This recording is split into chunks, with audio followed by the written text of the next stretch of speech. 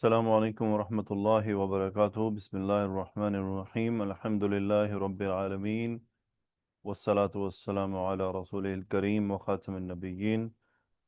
الحمد للہ، خوش آمدید جی۔ آج ہم انشاءاللہ ہمارا جو ٹاپک ہے انشاء کا اس کو مکمل کر لیں گے، اور جو انشائیہ کلام ہے اس کا آج آخری موضوع ہوگا، اور انشاءاللہ جو اگلا چیپٹر ہے ہمارا وہ ذکر اور حذف کا ہے، جو انشاءاللہ ہم اگلے سبق سے شروع کریں گے۔ تو جیسا کہ ہم نے شروع میں دیکھا کہ علم المعانی کے 8 ابواب ہیں، اور اس میں سے سب سے پہلا باب الکلام علی الخبر والانشاء تھا، یعنی جملہ خبریہ کیا ہوتا ہے، جملہ انشائیہ کیا ہوتا ہے، یعنی کلام انشائیہ اور خبریہ کیا ہوتا ہے۔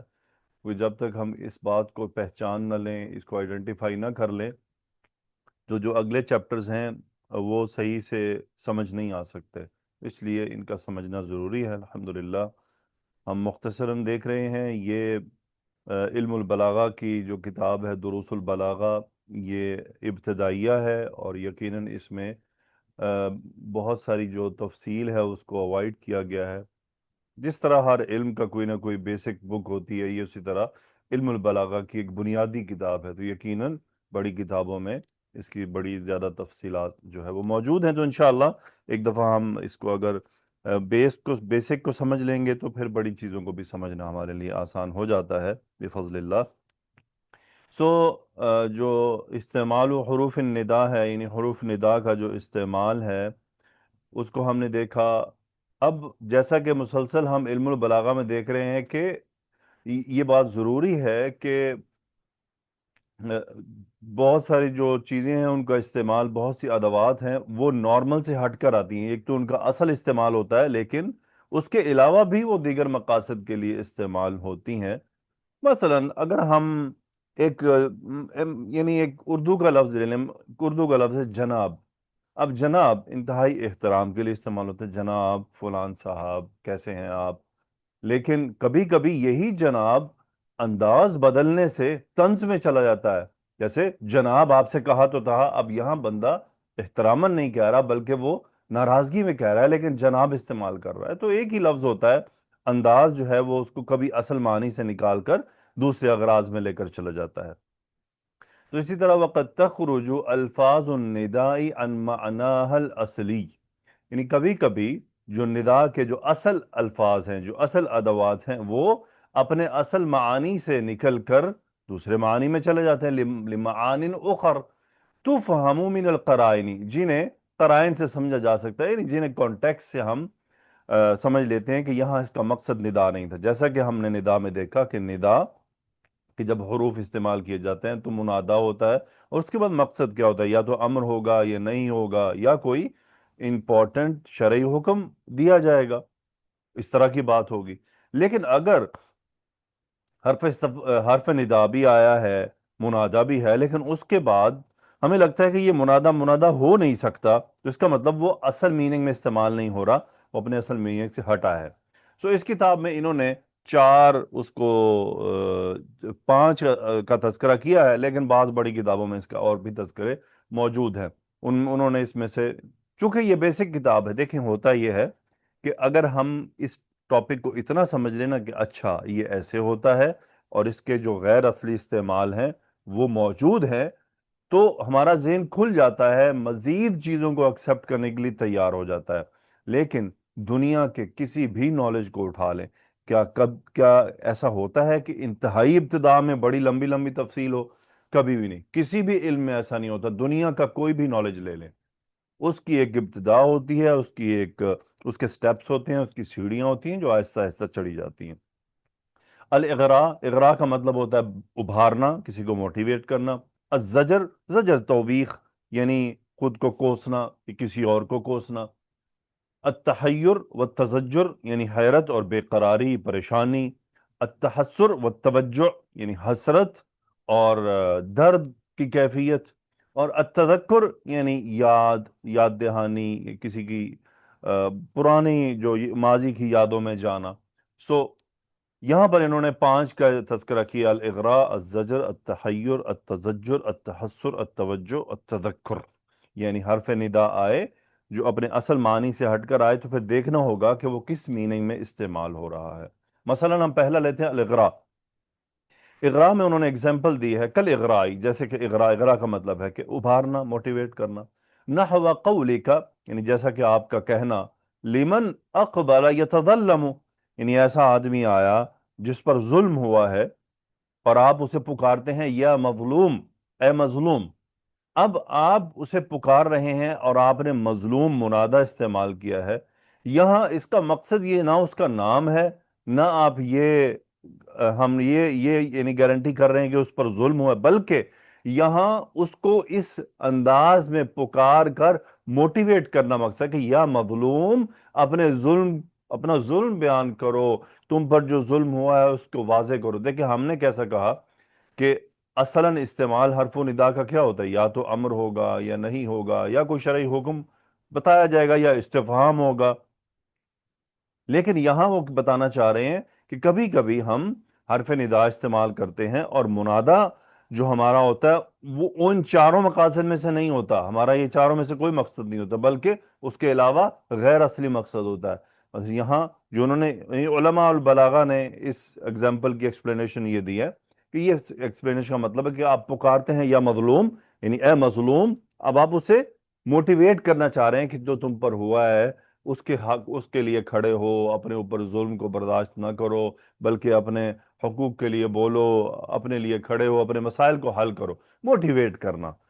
زیادہ تفصیل ہم کیونکہ اس کی اب اگزامپل قرآن و حدیث میں تو یہ گرامر میں بھی آپ نے نوٹ کیا اور علم البلاغہ میں بھی نوٹ کریں گے کہ اگر ہم چاہیں کہ ہمیں ہر چیز کی مثال قرآن و حدیث سے ملے تو یہ ممکن نہیں ہے۔ اس کی وجہ قرآن اور حدیث گرامر کے لیے نہیں آئے تھے کہ اس میں ہر موضوع موجود ہوگا۔ اسی لیے آپ اگر بڑی کتابیں بھی کھول لیں گے اس کے تو ان ٹاپکس میں آ کر آپ کو پھر شعر و شاعری ہی ملے گی، یا پھر جو کسی کسی حکیم کا کوئی قول ہوگا تو وہ مل جائے گا، یا پھر علماء خود سے اپنی طرف سے کچھ نہ کچھ ایگزامپلز بنا لیتے ہیں۔ الزجر یعنی ڈانٹنا، توبیخ ہے۔ اب یہاں کیا ہے، مثلا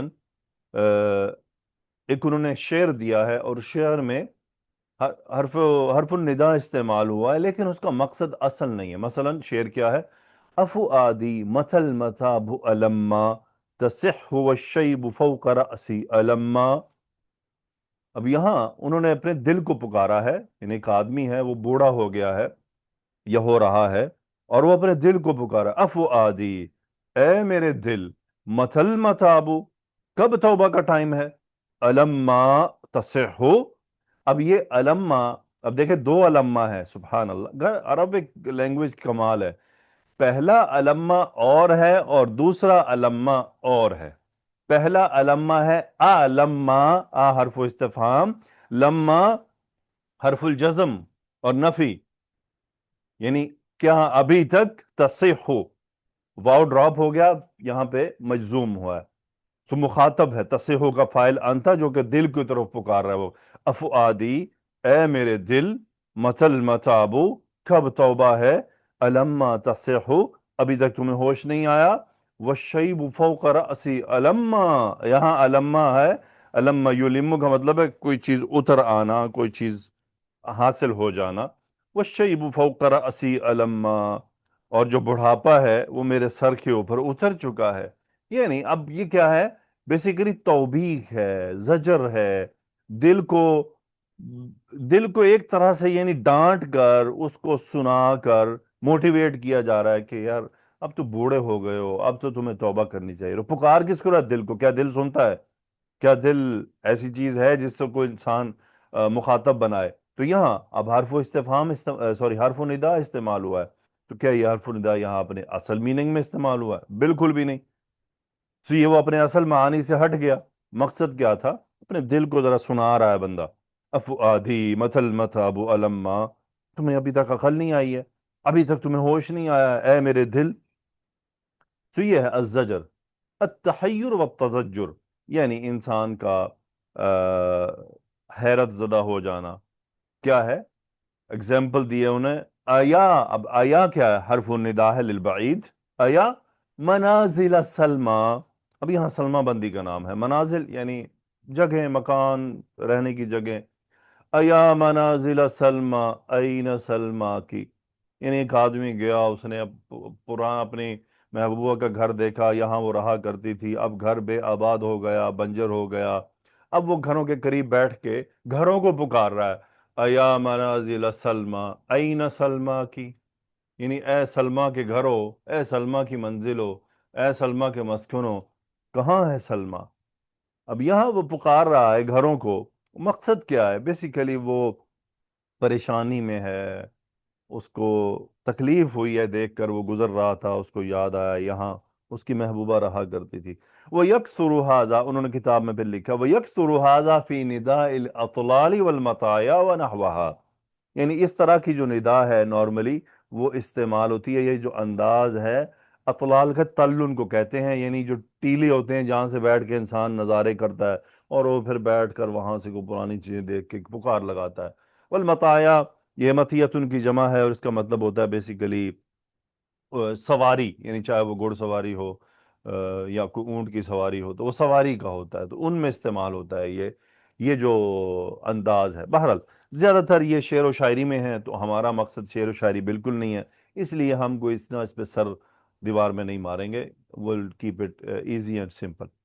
التحسر والتوجہ، یعنی حسرت اور درد کی کیفیت، انہوں نے اگزامپل دی ہے اس کی کہ ایک شاعر ہے، وہ اپنے کسی جاننے والے کی قبر پر ہے، اور جاننے والے کا نام ہے معن، اب وہ قبر کے پاس بیٹھا ہے اور کہتا ہے ایا قبر معن، اے معن کی قبر۔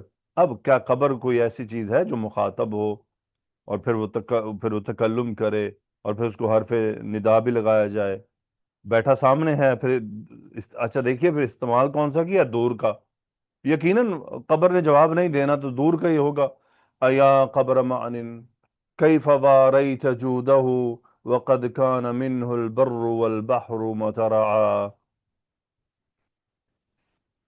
یعنی اب شاعر معن کی قبر کے قریب بیٹھا ہے اور معن ایک سخی آدمی تھا، اب وہ قبر کو پکار رہا ہے، ایا قبر معن، اے معن کی قبر، کیف واریت جودہ، کیسے تم نے معن کی سخاوت کو چھپا لیا، وقد کان منہ البر والبحر مترعا، یعنی اس سے پہلے تو یہ ہوا کرتا تھا کہ اس سے جو خشکی اور تری ہے وہ آباد رہا کرتی تھی، کس سے؟ کان منہ، اس کی سخاوت سے، یعنی اس کی سخاوت ہے اس سے خشکی اور تری آباد رہا کرتی، یعنی اتنا سخی آدمی تھا، کیسے تم نے اس کو اپنے اندر چھپا لیا اور کیسے اس کو تم نے اپنے اندر سمو لیا اور کیسے اس کو اپنے اندر غائب کر دیا؟ سب وہ قبر کو پکار رہا ہے۔ نمبر 5 ہے تذکر، یعنی تذکر کیا ہے؟ یاد دہانی کہہ لیجئے، یا پرانی یادوں میں انسان جو ہے وہ داخل ہو جائے۔ اس میں بھی انہوں نے جو شاعر ہے وہ سلمہ کوئی تھی اور اس کا کوئی ہے اسے محبت کرنے والا، اس نے اپنی شعر و شاعری میں سے نام استعمال کیا۔ اب کیا ہوا، وہ گھروں کے پاس سے گیا تو اس کو یاد آئی تو اس نے کیا کہا، ایا منزلی سلمہ سلام علیکما حل الازم اللاتی مضین رواجع، اچھا پہلے والا اور تھا، یہاں شعر کے کانٹیکٹ سے پتہ چلے گا دونوں میں مقصد کیا تھا، پہلا مقصد اور تھا، یہ مقصد اور ہے، یہاں پر اس نے دو گھروں کو سلیکٹ کیا اور کہا ہے ایا منزلی سلمہ، اے سلمہ کے دو گھروں، سلام علیکما، تم دونوں پر سلامتی ہو، حل الازم اللاتی مضین رواجع، یعنی کیا وہ زمانے جو گزر چکے، کیا ان کے کوئی لوٹنے کی کوئی امید ہے، کوئی چانس ہے کہ وہ زمانے جو تھے وہ لوٹ آئیں واپس، وہ وقت سارا واپس لوٹ آئے؟ اس طرح کبھی انسان بیٹھ کر سوچتا ہے، اور مطلب وہ حقیقتاً نہیں سوچ رہا ہوتا، بس وہ ایک یادوں میں جاتا ہے۔ مثلا جیسے ابھی ہم جہاں جاب کرتے ہیں تھوڑا سا ایک حادثہ پیش آیا، تو اب ہم وہاں سے جب جاتے ہیں تو اب ہمیں بھی معلوم ہے کہ یہ نہیں ہو سکتا، اٹ از ناٹ پاسبل کہ یہ سارا ٹائم ریوائنڈ ہو جائے اور وہ جو کچھ ہوا ہے وہ واپس پلٹ جائے، لیکن انسان ہے کبھی کبھی ایسے، یعنی تھوڑی سی جب وہ یادوں میں جاتا ہے تو وہ چاہتا ہے کہ یہ سب ریورس ہو جائے، بٹ ہی نوز کہ یہ نہیں ہو سکتا۔ ہم بھی کوئی سوچتا ہے کہ کاش یہ سب ریورس ہو جائے، اور واپس وہیں پر چلا جائے جہاں سے یہ سب پہلے صحیح تھا. یہ انسان کی ایک نیچر ہے. سو الحمدللہ یہ 5 چیزیں ہیں جن کا تذکرہ انہوں نے کتاب میں کیا ہے. اور اس کے بعد انہوں نے کتاب کے اسی چیپٹر کے آخر میں بس ایک لائن لکھی ہے: الانشاء غیر الطلبی، یعنی ایک انشاء کی غیر طلبی قسم بھی ہے لیکن وہ علم المعانی کا ٹاپک نہیں ہے اور وہ علم بلاغہ کا ٹاپک نہیں ہے. مثلا انہوں نے کتاب میں لکھا وغیر الطلبی، جو کہ غیر الطلبی ہے، یکون بالتعجبی، یعنی اس میں ایسا کلام استعمال ہوتا ہے جس میں تعجب کے انداز استعمال کیے جاتے ہیں، یعنی تعجب کا انداز ہے. یعنی مثلا قرآن مجید میں جیسے کہ آیت ہے فما اصبرہم علی النار، پھر ایک اور جگہ ہے اسمع بہم وابصر، پھر ہے سبحانک ھذا بہتان عظیم. تو یہ کیا ہے؟ سب تعجبانہ قول ہے. پھر قسم ہے، قسم کے صیغے والقسم وصیغ العقود کا بعت واشتریت، یعنی قسم کے صیغے آ جائیں واللہ باللہ تاللہ، یہ تمام کیا انشاء لیکن غیر طلبی. پھر سیغ العقود کیا ہوتے ہیں؟ جیسے جس کے اندر بیسیکلی دو لوگوں کے درمیان معاہدہ ہو رہا ہوتا ہے، کوئی چیز خرید و فروخت بھی ایک معاہدہ کی طرح کا نام ہے، جیسے کبعت واشتریت، میں نے بیچ دیا اور میں نے خرید لیا. وَيَكُونُ بِغَيْرِ ذَلِكَ، یعنی ان کلمات کے علاوہ بھی ہو سکتا ہے اور کلمات جو اس یعنی سیغ العقود پر دلالت کریں، ان کلمات کا. اس میں مدح بھی شامل ہے، جیسے نعم المولا و نعم النصیر، بئس الشراب، مدح و ذم، یہ تمام کیا ہے؟ یہ بھی اسی میں شامل ہو جاتے ہیں غیر طلبی میں. اور جو وہ پھر کتاب میں لکھتے ہیں کہ وہ انواع الانشاء غیر الطلبی لیست من مباحث علم المعانی، اور یہ جو انشاء غیر طلبی ہے اور اس کی ساری جو اقسام ہیں یہ علم المعانی کے ٹاپک میں سے نہیں ہے. فَلِذَا ضَرَبْنَا صَفْحًا عَنْهَا، اور کہہ رہے ہیں اس لیے ہم نے اس پر مختصر سی یہاں پر بات کی. جزاکم اللہ خیرہ. انشاءاللہ اپنے اگلے لیکچر سے ہم الذکر والحذف کا شروع کریں گے.